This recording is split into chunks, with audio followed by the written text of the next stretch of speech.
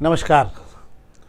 आज एक बार फिर मैं, मेरे साथ में शेखर बागोरा जी, हम दोनों मिलकर शाम के अखबारों की चर्चा चाय के साथ फिर आपके साथ कर रहे हैंगे। पर आज थोड़ा सा बदला हुआ रूप रहेगा। खबरें अलग अलग हैं, जो खास खबरें होती हैं हम उन पर बात करेंगे और हेडलाइंस सब आपको लगभग बता देंगे कि शहर में शाम के अखबारों की किस अखबार की क्या हेडलाइंस हैगी।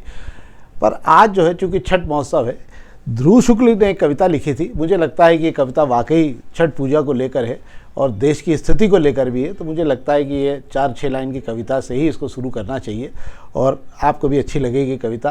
तो ये कविता कुछ इस प्रकार है, क्या हम अपने हट को पूज रहे हैं, क्या हम अपने हट को पूज रहे हैं। ये ध्रुव शुक्ल जी कविता की वो है। हमने तट पूजे फिर क्यों सूख रही हैं नदियाँ, हमने वट पूजे फिर क्यों उजड़ गए वन, हमने घट पूजे फिर कहाँ खो गया उसमें बसा हुआ आकाश, हमने नट पूजे फिर कहाँ खो गई जीने की कला, कन्हैया जू के पट पूजे फिर कैसे भरती गई पंख से कालिंदी, कहाँ खो गई भागवत इतिहास की धारा, हम खंडहर होते मठ को पूज रहे हैं, पंख भरे जीवन जल में छठ को पूज रहे हैं।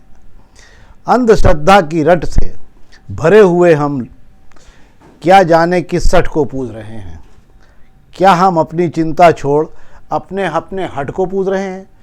बहुत अच्छी लाइनें थी छठ को लेकर, मुझे लगा ये आप तक जाना चाहिए। बहुत बहुत धन्यवाद। अब हम कार्यक्रम शुरू करते हैं। आज हम सबसे पहले हेडलाइंस आपको बता देते हैं फटाफट, उसके बाद फिर कार्यक्रम शुरू करते हैं। ये है अग्निबाण। इसमें आज 1-2 खबरें बहुत अच्छी हैं। एक खबर बहुत अच्छी, कल से एक शहर के लिए भी अच्छी खबर है वैसे भी, है कि कल से कार्रवाई पहले दुकानों या सिरपुर तालाब पर एक बड़ी कार्रवाई शुरू हो रही है और वो तालाब का एरिया, कैचमेंट एरिया वगैरह खाली कराया जा रहा है। दूसरी हेडलाइंस जो है दूसरे पेजों में वो है कि बड़ी मात्रा में लोग 3000 से ज़्यादा 4000 के लगभग लोग जो हैं कुत्ते बिल्लियों के काटने के बाद में अस्पतालों में पहुँच रहे हैं और बंदर भी काट रहे हैं। ये भी बात हम करेंगे।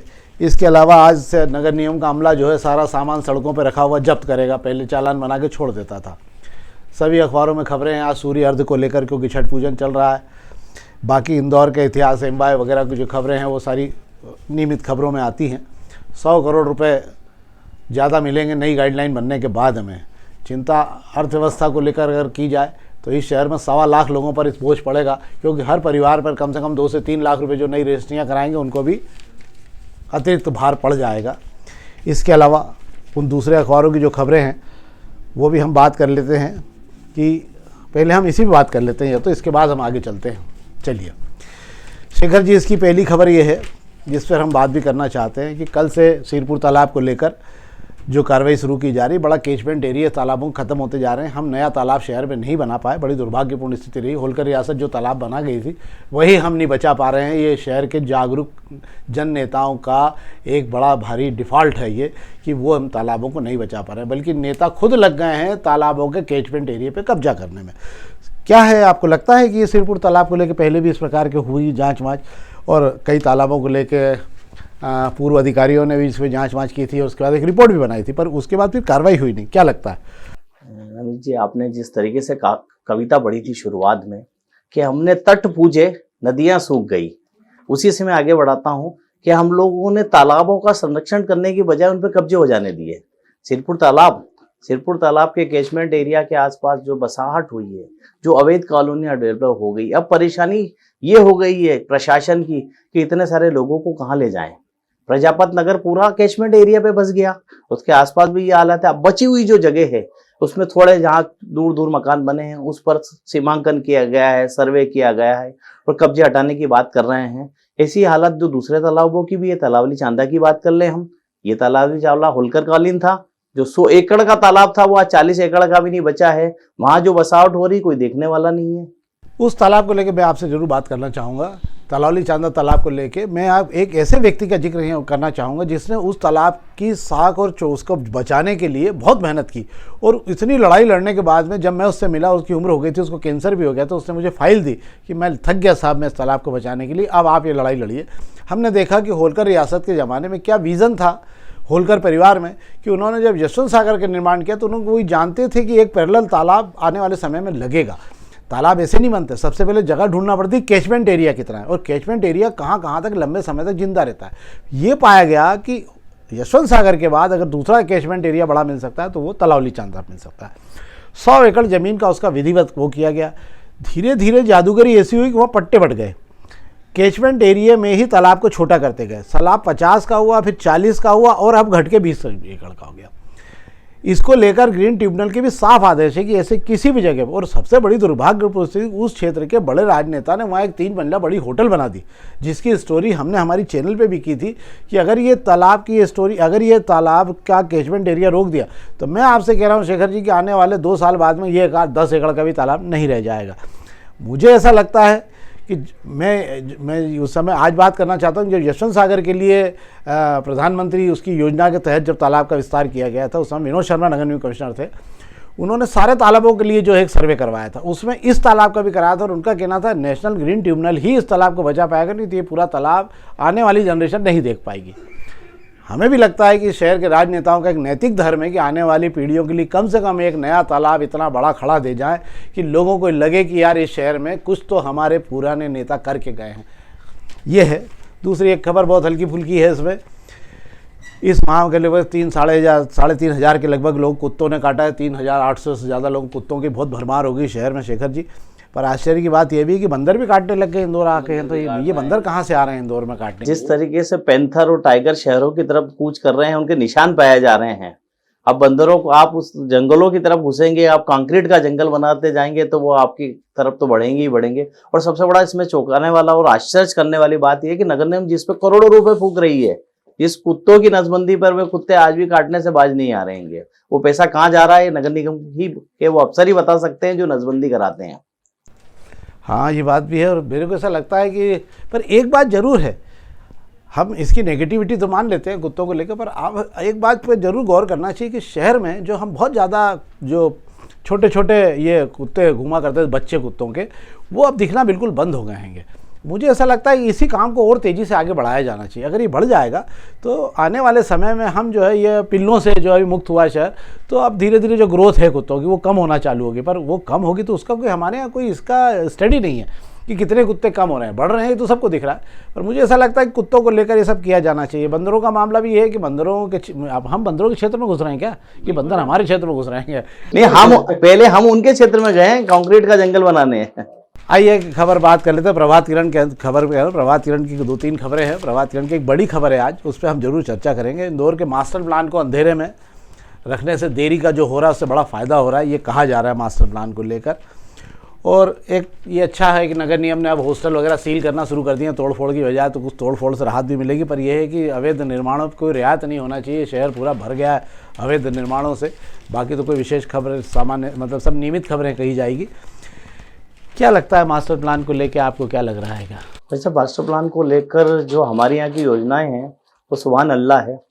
कब उसको लागू करना होता है, वो बन के कब तैयार होता है, अगला का मौका आ जाता बनाने का, जब तक पिछला लागू ही नहीं हो पाता है। तो ये लोग क्या सोच के क्या तय करते हैं ये यही बता सकते हैं। मास्टर प्लान को लेकर हमेशा उलझाते रहे हैं। एक चीज़ मैं आपको बताऊं, इसके अंदर जो मेरी बातचीत है, ये इन खबरों को बड़े राजीव नयन से देखना पड़ता है, मतलब बड़ी बड़ी करके देखना पड़ता है, उनको घूरना पड़ता है। एक बड़ी मज़ेदार बात है कि आपको याद होगा शायद कि 6 महीने पहले मुख्य सचिव ने कहा था कि 3 महीने के अंदर मास्टर प्लान पूरा तैयार पड़ा है। पर मास्टर प्लान की आड़ में जो इस शहर में खेल खेला जा रहा है, ये एक बहुत बड़ा खेल हो रहा है इस समय पे। और इस शहर के किसी भी जिस आदमी को भी कॉलोनियाँ डेवलप करना है, किसी से भी आप जानकारी लोगे, वो साफ बताएगा कि 12 लाख रुपए एकड़ का रेट चल रहा है और आप जाके अपने लिए वो लैंड यूज़ तक चेंज कर रहे हैं वहाँ पे। मतलब आज की तारीख में इसका बड़ी दुर्भाग्यपूर्ण स्थिति ये होने वाली है आने वाले समय में कि जो टुकड़े टुकड़े में जो जिनको कॉलोनियों की अनुमति आप दे रहे हैं, इसके कारण ये हो रहा है कि जब इसका विस्तार होगा तो आपकी ये समझ में आए क्योंकि बहुत सारे लैंड यूज आपने अपनी सुविधा अनुसार पैसे लेके चेंज कर लिए हैं। ये बड़ा फर्जीवाड़ा इसके अंदर चल रहा है। दूसरी बात ये, मैं आज आपसे कह रहा हूँ इसी प्लेटफॉर्म पे कि मास्टर प्लान आने में कम से कम 2 से 3 साल लग जाएंगे। क्यों? क्योंकि जिन गाँव को जोड़ा है, 16 गांव जोड़े, उसका कोई सर्वे नहीं है। आपने 29 गांव जोड़े थे, उनके नक्शे मनीष सिंह जी साहब के समय में बंद कर दिए थे नक्शे पास करना। 16 गांव के नक्शे आज भी पास हो रहे हैं धड़ाधड़, और उसके बाद में कोई कार्रवाई नहीं हो पा रही है। मुझे ऐसा लगता है कि अधिकारियों की मंशा नहीं है इसको जल्दी लाने को लेकर, क्योंकि एक बड़ा खेल चल रहा है जिसके अंदर सब नहा रहे हैं। तो जब सब नहा रहे हैं तो मुझे लगता है कि शायद उनको भी लग रहा होगा कि इसको चलने दो यार, कम से कम इससे कुछ राहत तो मिलेगी। सब 2001 का मास्टर प्लान 2008 में आया है, कितनी बड़ी विडंबना है। ये अब क्या कहेंगे इन लोगों को, जब 2021 तक का मास्टर प्लान 2001 में देना था, इन लोगों को 2008 में दिया है इन्होंने। क्या खेल करके, क्या गड़बड़ घोटाला करके, ये यही जाने। इसलिए जो 2035 का मास्टर प्लान, 2045 का मास्टर प्लान देने की बात करते हैं बार बार, वो अभी तक बन ही नहीं पाया, अभी तक जारी नहीं किया है, अभी तो कमेटी नहीं बनी है। नहीं, पर मेरे को बड़ा अपने को दुख भी होता है इस बातों को लेकर कि शहर को लेकर कोई ईमानदारी नहीं हो पा रही है। एक और खबर में आपसे अपन बात करना चाहेंगे। प्रभात किरण की खबरों में कुछ ऐसा विशेष आज बड़ी खबरें हैं नहीं उसके अंदर, पर फिर भी एक मिनी ट्रैफिक वो गायब हो गया है। एक खबरों में तो यही है कि मिनी ट्रैफिक पार्क गायब हो गया है, और बाकी रेगुलर खबरें हैं। 32 बिल कलेक्टरों को आखिरी मौका दिया है नगर निगम ने। CL हेल्पलाइन की खबरें हैं।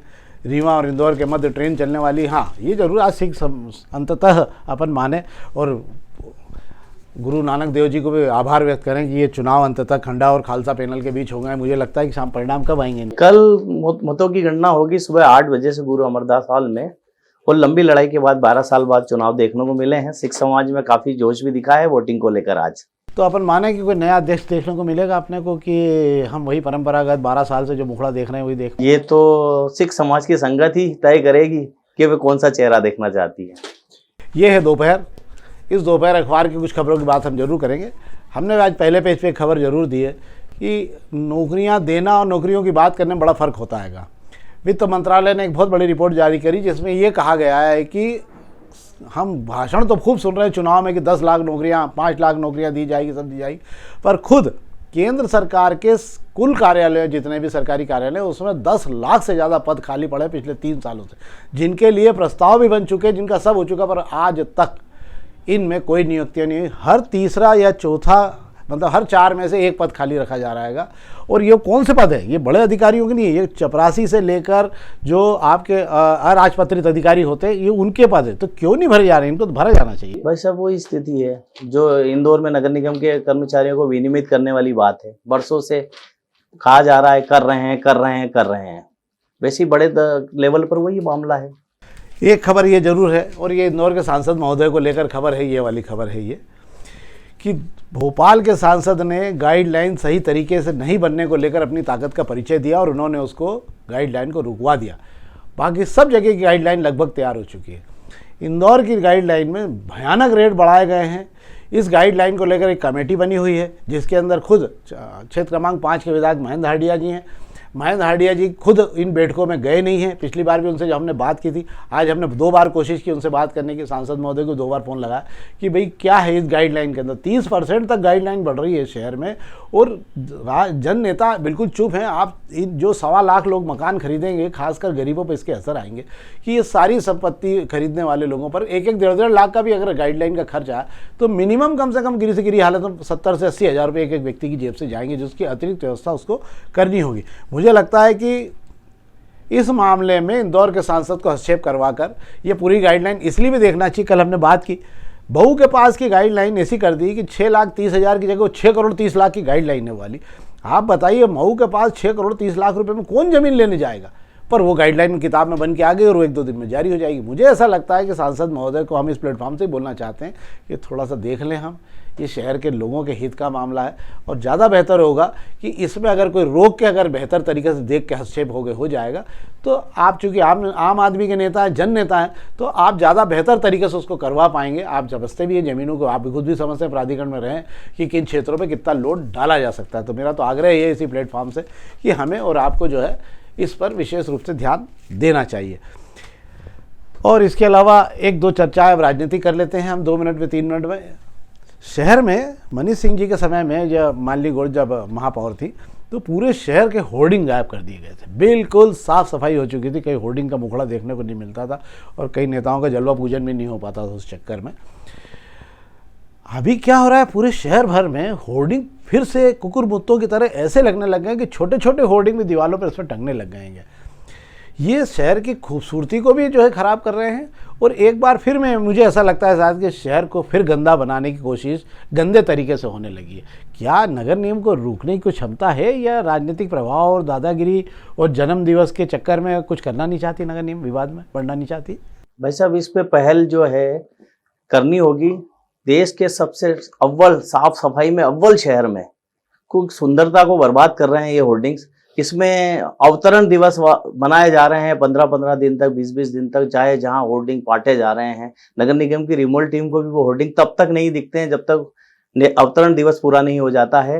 मुझे ऐसा लगता है कि मुख्यमंत्री मोहन यादव को ऐसा फैसला लेना होगा जैसा कमलनाथ जी ने मुख्यमंत्री रहते लिया था कि शहर में एक भी होर्डिंग नहीं होना चाहिए, वो किसी भी दल का क्यों ना हो। उन्होंने अपने खुद के मंत्रियों के इंदौर में लगे हुए होर्डिंग हटवा दिए थे तब नगर निगम से, क्योंकि उसमें शायद तुलसी सिलावट के भी होर्डिंग जब मंत्री था हटा के फेंकवा दिए थे। मोहन यादव जी शहर के प्रभारी मंत्री भी हैं मुख्यमंत्री के साथ ही, तो उन्हें इसका निर्णय लेकर एक बड़ा फैसला लेना चाहिए कि शहर में होर्डिंग नहीं लगेंगे किसी भी राजनेता के, किसी भी दल के। हाँ, होना भी चाहिए।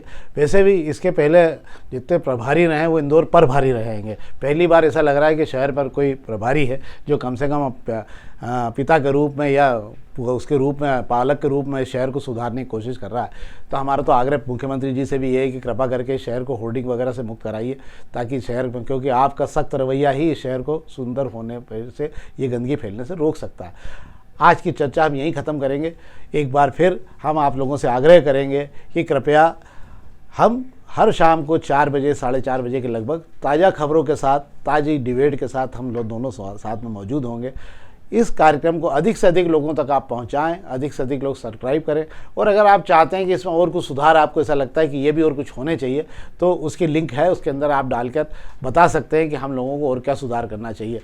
आपको ऐसा लगता है कुछ ऐसी जानकारी आपके पास है जो हमारे पास नहीं है और आप ही के पास में, वो भी आप हमें डाल सकते हैं लिंक के अंदर, तो हम उसका भी उपयोग ज़रूरत पड़ने पर कर लेंगे। एक बार फिर इस आयोजन के लिए और शेखर जी को धन्यवाद जो उन्होंने इसके लिए समय दिया। धन्यवाद।